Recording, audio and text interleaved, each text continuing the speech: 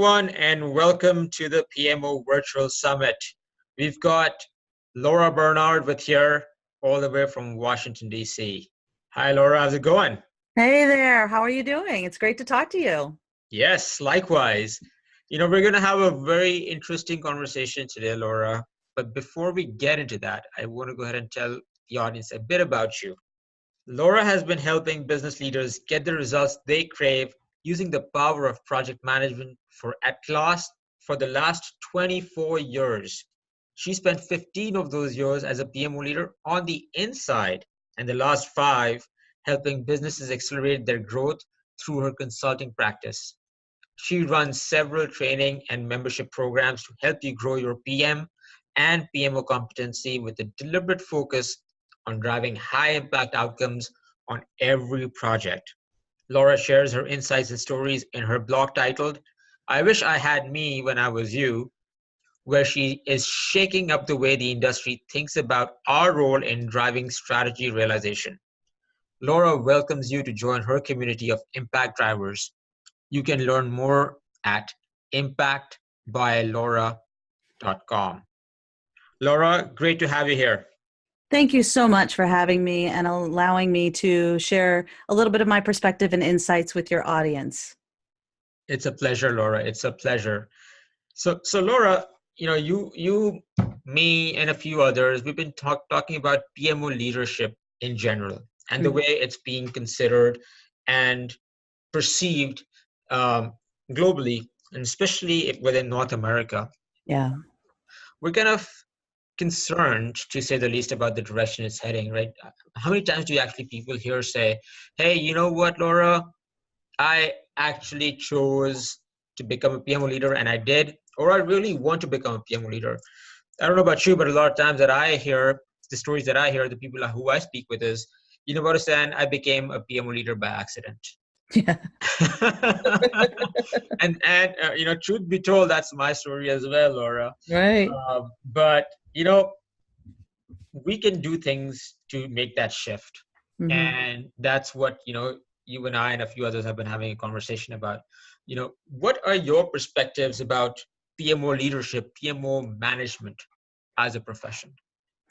Yeah, thank you. And I think I'd like to start by addressing what you were talking about there about the accidental PMO leader, because many people have heard of the accidental project manager, and there's also the accidental PMO leader. In fact, I started, so of this 24 years of experience, the first few years were using my computer science degree as a developer and technical leadership.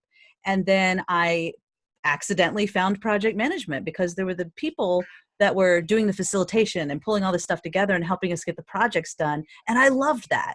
And then in 1999, almost 20 years ago now, I was tapped on the shoulder. I was a senior level project manager, and they said, we need somebody that's going to help oversee all of this work and make sure that we get all of our projects done. And this was back in the .com craziness. And so there was, yesterday was too late as far as delivery, and everything was all about driving to results and getting customers results quickly.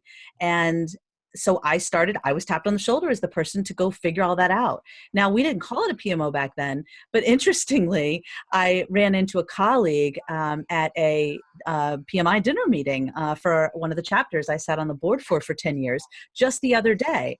And I said, hey, do you remember back when I built that first PMO for that organization? And he said, yes, I do. It was crazy. We had no idea what we were doing, but we figured it out. And his office was right next to mine. And I said, great, I have a witness. We were going through all the chaos we were going through back then. I have a witness that I was really doing this stuff, but we didn't call it that.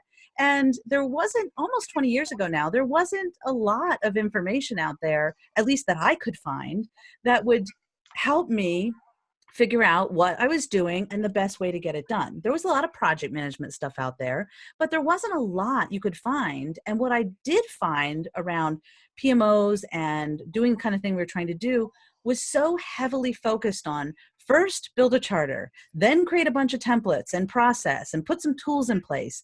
And nowhere in any of that did I find anything that said, hey, why don't we ask the business what they want before we go off and start telling them the medicine that they need to take? So that was a big light bulb for me, because what happened is I would start building stuff according to what the books and the training and all this stuff that I could find was telling me, and nobody cared.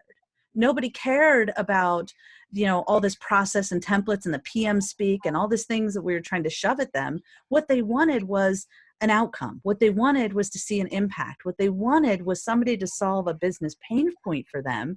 And when I started doing what they were asking for, I really started to see a shift in our credibility as a PMO, in our ability to drive strategy for the organization, and our ability to truly get to the outcomes we're looking for, as opposed to just a bunch of checklists and process and all that. Now, I'm not saying don't do any of that. I'm just saying order matters. In fact, I was just talking to Mark Perry, one of your other participants in this, earlier today, and we were talking about how important order is to all of this. If you shove a bunch of templates and process and tools and the PM speak and all this at executives and business leaders and people that are participating on these projects, even the PMs, they're all going to run in the other direction, because we haven't connected for them why this is so important. So that's a lot of why I do what I do now. After spending 15 years in the role of the PMO leader inside organizations, I saw a lot of what really works and what doesn't. And that's why I have a blog called I Wish I Had Me When I Was You. And I truly mean that. I wish I had access to the information that I'm now sharing with people, learn from my lessons, learn from my mistakes, learn, the ways that we know actually work, and help to make that shift, that mindset shift we need to make to be successful. So that's a little bit about my background and why I'm so passionate about this stuff today, and also why I see and am a little bit concerned about what I'm seeing globally, but in particular across North America, with respect to the role the PMO plays in organizations, and more importantly, how the PMO is viewed and leveraged, or more accurately, how it's not being leveraged to its full extent and not really being appreciated, valued, or respected the way I believe it can be. That's fantastic. That's fantastic. And I mean, if you look at those trends for what can be done to improve this, what are your thoughts there, Laura? So I think there's some work we need to do. And in a minute, I'll talk to you about my Impact PMO Leader mindset, kind of the system and the approach we follow to help with those shifts. But I think it really starts with some fundamentals. One of those is starting with why. I don't know if those in the audience have seen Simon Sinek's Start With Why. And if they haven't, I highly recommend it. People think, oh, well, that applies to businesses and people in the executive level. But it actually applies to us too, not just for how we think about the business that we are in, what company we work for, and who they serve and why they serve who they serve, but also with our PMO. If you watch it with a PMO leader's perspective, you'll see it really does hit close to home. And I think it's one of those missing pieces for a lot of us. A lot of us, when asked why we have a PMO, will start answering, well, because we need to put templates and tools and process in place. We need structure, and projects aren't getting done. But that's not really why we're there. Why we're there is to solve business problems, to help the business achieve impact, which translates to return on investment. We need to be looking at our role in PMOs as a business leader, not a project leader, and not a PMO leader. That's just the business unit that we're managing. What we need to be looking at is how we are contributing to the business's bottom line and start earning our place in the organization as a permanent fixture instead of a temporary solution. So, for example, many PMO resources out there will say, hey, first thing you got to do is create a charter. Now, my perspective on that is a charter doesn't really get you where you need to go. And here's why. When people think charter, what do we think? We think project. And what is a project? A project is, and if you take the PMI definition or even something loosely around that, a temporary endeavor. That's the way the sentence starts. A temporary endeavor to create product, service, deliverable, or as I like to say, an outcome and an impact. However, a PMO, unless it's one of those project-specific PMOs, it should be there for longer than the length of a project. It shouldn't be a temporary solution, but a permanent fixture in the organization that has responsibility for affecting the bottom line of the organization, just like marketing does, just like sales does, just like IT does, just like the finance department does. Everybody has a role they play in serving the direction and the outcomes the organization is there to create. And this is a perfect example of an organization no better, no one else is positioned as well as we are, because we're the change creators in an organization. We're the most effectively positioned to be a business-driven, business-focused, business outcome generating part of the broader organization.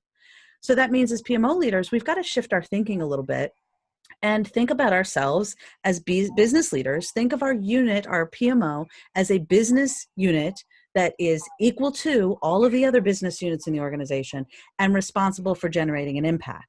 Now, if we do that, we shift the way we focus our energy. So mindset's first, right? If you shift the way you're focusing your mindset and looking at what you create and how your team spends the energy and what services or capabilities you build, if you're always looking at it from the perspective of how is what we're doing going to improve the bottom line of the organization, generate an impact, help deliver on strategy, help get this organization where it's trying to go. If we think that way, then we are going to be well positioned to put services and capabilities in place that will generate that impact, right? That makes a lot of sense, right? And one thing that I don't know if a lot of people tend to sort of connect the dots with is that a PMO leadership role, PMO leadership opportunity is a perfect springboard to higher executive opportunities. I mean, I know people who've set up PMO leaders and have become VPs or, C-level executives within their organization. Yep. And it makes complete sense because the way a COO has a great vantage point to everything within operations within a department, within an organization. A PMO leader has that complete vantage point for everything related to projects within the organization, right? So CEO makes sure that the day-to-day operations are moving along to get the company where it needs to be. And the PMO leader is taking a look at everything project related to make sure that company is heading towards where it needs to be. And obviously every company has a project, whether it's called a project or not. If a company doesn't have a project, it's going to die. They need to continuously do things that are new and new things that are innovative, do things that have an outcome, like you mentioned, right, for it to progress from A to B. So with that said, they're able to have that strategic view. They're they have a good business understanding of how to achieve the ROI, of what needs to happen. They have a great handle and hold on what the teams are doing and working on, and who's capable of what and when. They obviously are interrelated to many departments within an organization if they are to meet those objectives through a project perspective. So with all of that in place, clearly they are well positioned and groomed to eventually, get to that executive leadership role. And so, when that is, the case and not so much apparent out there in the world, what do you think we can do, Laura, to sort of, get that out there so that, in addition to getting that mind shift that you were talking about, people start to gravitate themselves towards this role and, aspire to be this the specific position? Yeah, so I have a term for that role and that shift, and it's called being the strategy navigator. Because think about it. If you have the portfolio of all the projects that are going on in the organization, and we're properly leveraging that to drive the decision making for the organization, if you're helping to ensure that all of the projects are being done in as streamlined a way as possible, if you're enabling throughput and getting to return on investment quickly, if you're doing all of those things, you are literally navigating the organization's strategy from idea through to impact. So that's how I describe that role. Now, if you're a strategy navigator for the organization, you are a integral part of the future of that organization, and it will affect your ability to be promoted and to be seen as a business leader. A lot of times, and it's funny, I've been hearing this for literally decades, project managers and PMO leaders, program managers saying, well, I've earned my seat at the table. Why don't they include me in the strategy discussions? And my argument is, how do you believe you've earned your seat at that table? Because that is a process that is reflective of what they see in you and what you are able to articulate with respect to your understanding of the business, your understanding of the outcomes you're trying to generate, using their language, not yours. And that's a huge part of it. I see it all the time with PMO leaders and project managers throwing PM speak and PMO speak at business leaders. And they have no idea what you're talking about. It's likened to the Charlie Brown situation where the parents are talking, the adults are talking, and nobody understands what they're saying. All those executive leaders need to see you speaking in their language. How are you getting them to return on investment? And I'm going to just quickly go on a little sidebar about return on investment, because the response I get to, we need to measure ROI for people and for your organizations. I have so many people that say, yeah, but we don't do ROI here. We're an internal project, or we're an internal PMO, or that's not how we measure things, or even worse, we're in the government, and so we don't do that. And what I explain to people is, okay, if return on investment, that language is concerning you, let's try using worth it, right? The worth it factor is what we all use to make decisions every day. And your projects and the PMO also have a worth it factor. Mm-hmm. So for example, when business leaders are deciding, does your PMO get funded or does the marketing team get more money? Who's going to get the money to hire staff, for example? They're having a worth it conversation, either with you in the room or not with you in the room, but they're talking about worth it. Well, let's see. If the marketing team gets that additional funding and resources, what are they going to do to affect our bottom line? If the PMO leader and PMO team get those additional resources, what are they going to do to affect our bottom line? So those worth it conversations are happening. And at the project level, they better be happening. If they're not, you as a PMO leader have a fiduciary responsibility to your organization to ensure that those conversations are happening. Because if people are just doing projects because it's, this VP's pet project, or it's this VP's, most important objective, is it the most important objective for the organization? And how are we clearly connecting the reason we said it was worth it to do this in the first place with the outcomes and the impact that we're achieving? And a PMO is right in the center of the ability to be able to have those conversations and measure those outcomes. Every day when you get up and decide if you're going to go to work, or if you're going to go have dinner with your friends, or if you're going to do the laundry, you're having a worth it discussion. Gee, is it worth it to have clean clothes the next day? All right, well, I better invest the time to do this, right? So ROI is just, quite frankly, a fancier way of saying worth it. So we need to be shifting the way we think about it. And if we shift the way we think about it, have that more business focused approach, we're going to we're going to be headed in the right direction. So why don't I share with you the impact PMO leader mindset, so that you have a little bit of a perspective of what I think those 6 keys are to getting that mind shift in place, so that we're well on our way down that journey. For sure. Okay. So the impact PMO leader mindset, again, is based on 20 years of, either being in, rescuing, running, transforming, shutting down so that I can redo PMOs, merging PMOs. And I think what I've come up with is there's 6 key things that we need to do as PMO leaders in order to transition our thinking, position ourselves and our PMO for high impact in the organization, and position ourselves as, high impact PMO leaders. So the first one is instilling focus. And what that means is looking at things like, are we doing the right projects? Not just are we doing them right, but are we doing the right projects? So think about it from a portfolio perspective. One of the most important things you can do as a PMO is give your business leaders the information they need to make educated and informed decisions. And so that includes things like focusing on doing the right projects and making sure that the business is focused on those projects. Another aspect of instilling focus is things like not what I call boiling the ocean when you're creating a PMO. A lot of people when they, and I know I did this more times than I'm willing to admit, so learn from my lessons. I have a hard time saying no to people. Like, I want to help people. I want to help them solve their problems. So when I would go around to the business units and ask, hey, what are what are your pain points and how can I help you solve them? I had this bad habit early on of saying, yep, we can do that, and we can do that, and we can do that, and we can do that. And before you know it, across the organization, I've made more commitments than my team physically had the capacity to deliver in any short period of time. So that's why my whole Impact Engine 90-day PMO training program is all about 90-day cycles of implementing quickly, getting impact, getting results, and then moving on to the next thing.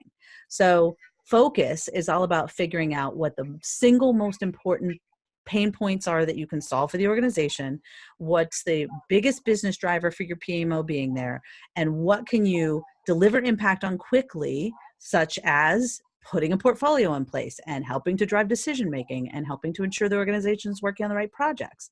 What are those things you can do to make a difference, help improve the bottom line quickly, help get that worth it question answered quickly, and then improve your credibility. And then you can continue to add things along the way.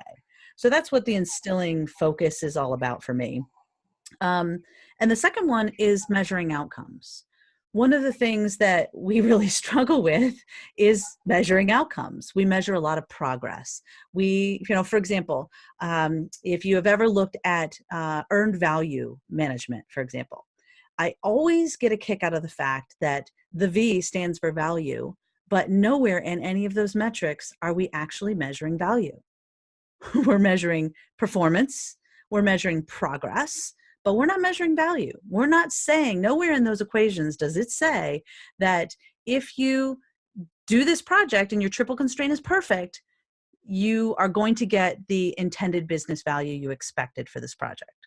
It just says that you're on track with your time and your scope and your cost, but it doesn't really say if anybody's going to use the thing you created, if you're going to be able to increase your revenue of your organization, if you're going to be able to decrease the inefficiencies, if you're going to be able to improve your business process. It doesn't say any of that.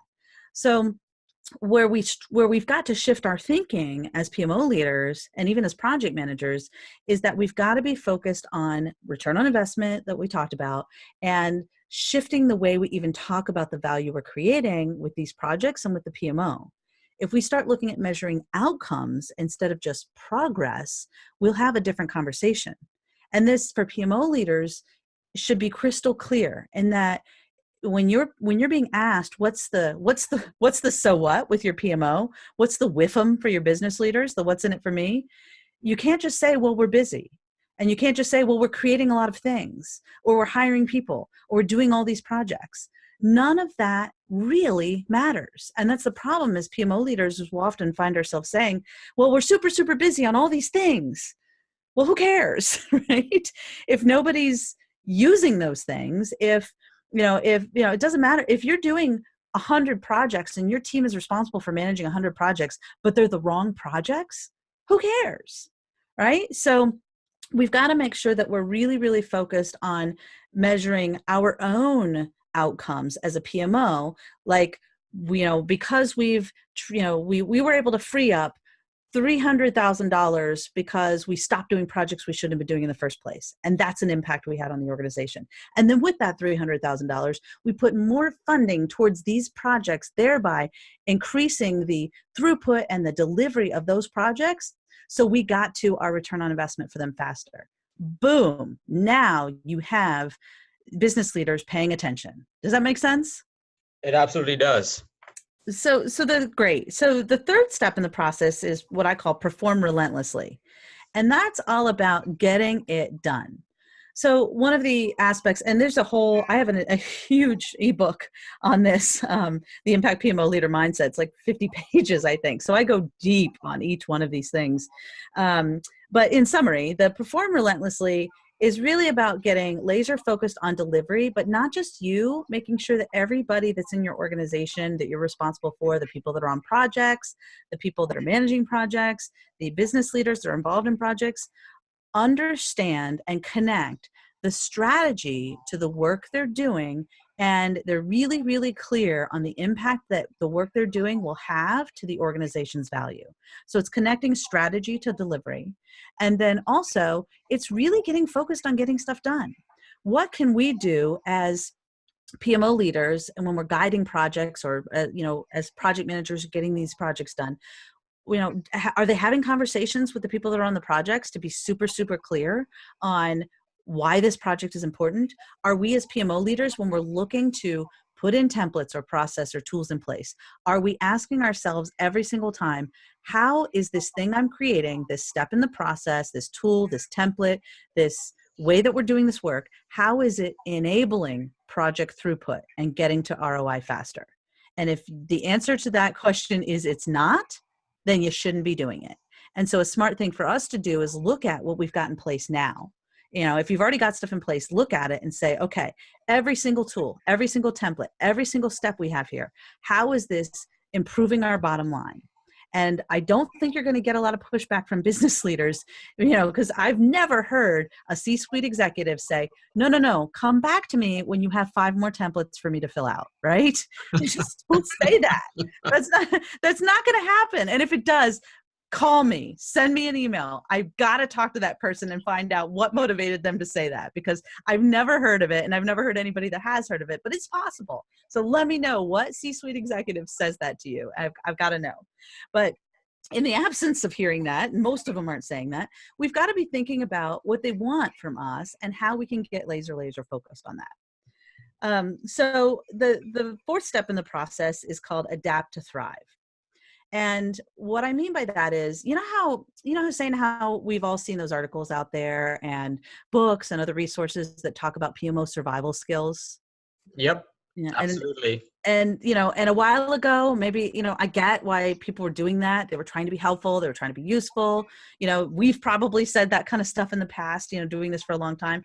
I know I certainly felt like I was in survival mode many times as a PMO leader, but I think that we've got to get away from that. I think that, they imply that kind of thinking implies that the best we can hope for as PMO leaders is to be hanging on for dear life. And that's crazy. It's a complete defense mechanism. Yeah. And I don't know about you, but for most people, and I know for me, if I'm in survival mode, I'm not at my best. Yeah. You can't perform at your top performance level. If it's like, look at Maslow's hierarchy of needs. If you don't have your needs being met, you can't possibly perform and elevate, right? So we've got to stop with this mindset, this victim mindset, and this, this hands tied behind our back kind of approach, and start empowering ourselves and figuring out what we can do, instead of, well, I can't do that, I can't do this, I can't do that. I hear PMO leaders say, well, I can't go talk to the executives to ask them what they want. And I say, are you kidding me? Then you're not asking it the right way. Because again, executives want you to deliver, but they may not know what you need to know in order to do that. So we've got to ask the right questions and empower ourselves and empower others to get away from this constant survival mode and figure out what we can do to thrive. And if you're doing the other steps in this process, if you're, thinking about how you need to shift your focus, for example, this is a big place where organizational change management comes in, because we've got to be thinking differently about how we approach the change we're creating in our organization. The PMO is all about change, either managing or directing, overseeing, facilitating change. So we've got to be thinking about how we're bringing people with us through the change process. And also, how do we adapt what we're doing as the needs of the organization shift? That makes so much sense. Yeah, thank you. So there's 2 more steps in the process. And one of them, I know for a lot of people, this is going to feel like a no-brainer, but it's funny what we say versus what we do. It's funny what we know versus what we do.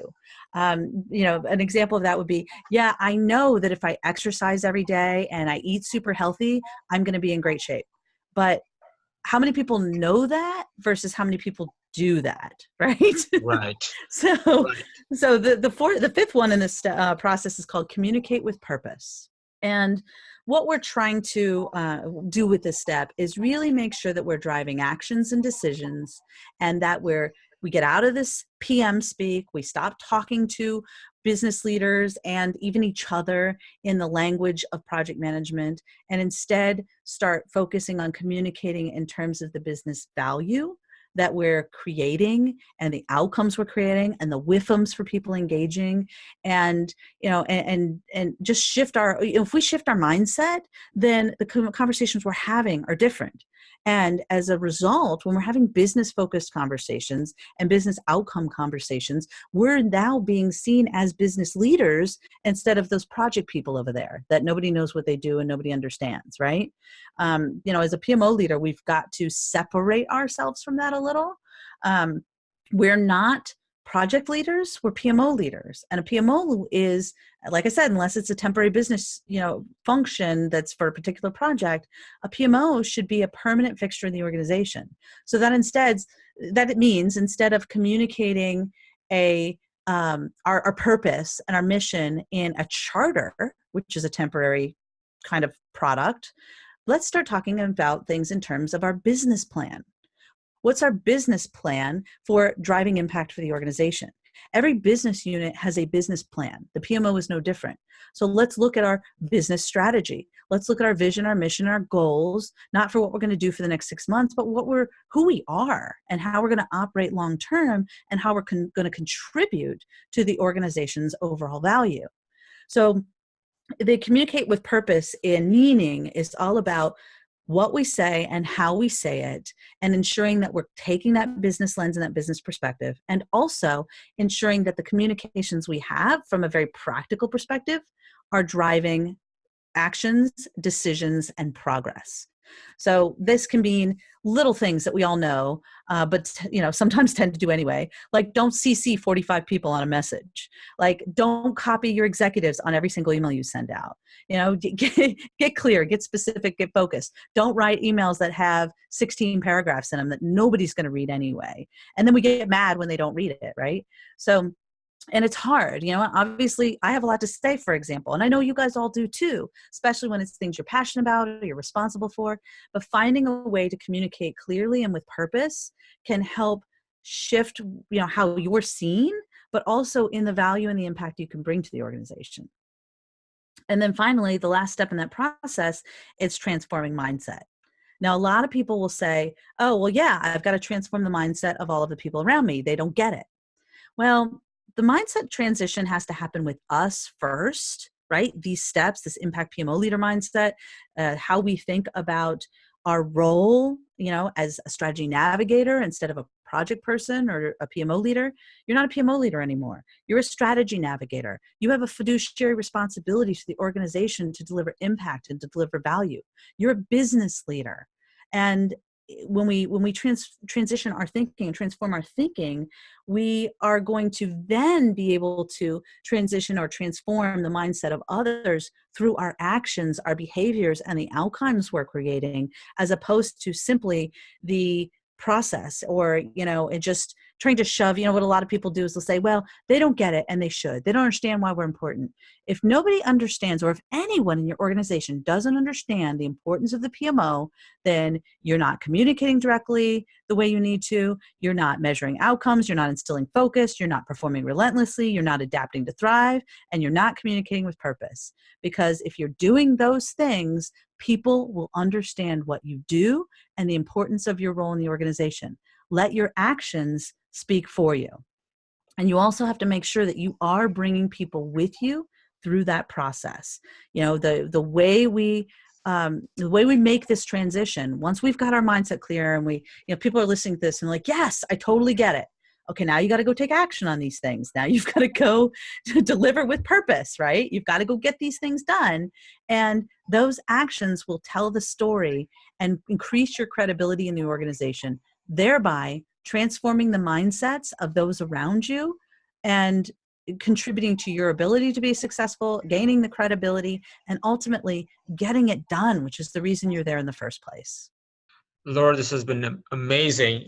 One of my points about having a conversation like this with you was to make sure that, we have so many people listening to us, watching us right now. What would they get out of a conversation if they got an opportunity to have a coffee with Laura? and they got all of this and more. We talked about your concerns, your frustrations within the industry about the profession. We Yeah. talked about shifting the mindset. We talked about the opportunities that this role and this profession can present, and then you literally laid out 6 steps that people can follow starting tomorrow. Yes. Yeah. Um, Start right now. Your Start mindset right shift now, in starts fact. right Yes. now. Darn it. You are an impact leader. You just have to shift that mindset and start with you, and you can get it done. Laura, one final thought before we depart. Sure. So, um, it feels like all of this can feel overwhelming. And I guess my guidance would be start small, start with one thing and build upon that. But the key is start. So if you say to yourself, if you're listening to this and you're like, oh my gosh, this all sounds great, but that won't work in my organization. My answer is that is nonsense. I have worked in some of the most change resistant and crazy cultures and organizations that just really were against what I was doing, and I still got it done because I took action and I made stuff happen. And you've got to be passionate, you've got to love what you're doing or learn to love it so that and a lot of us, if we love what we're doing, it's because we're having an impact and we're making a difference. And if you do these steps, you'll be able to do that. So do something, start small, but just do something. It's the diet and exercise. So don't just talk about it. Take the actions that'll help you get there. And you can always reach out to me, and I'm happy to provide you tons of free resources and support and even a shoulder to cry on, because I've been there, done that, honey. I know what it's like. And 15 years of being in your shoes, from figuring it out when I had no idea what I was doing to now, after that 15 years inside organizations, transforming the way people are doing this stuff over the last many years. It's my passion. It's my work. So it's what I was meant to do, and I'm happy to serve you and help. So you've got this. Awesome. Thank you so much, Laura. Thank you so much for being a part of this. Oh, thank you so much for having me. For all of you out there, you got 6 golden nuggets to take action on. And like Laura says, get it done. Yeah, that's right. If you want to learn more about Laura or want to go ahead and get in touch with her, please check out impactbylora.com. Thank you, everyone. Bye-bye.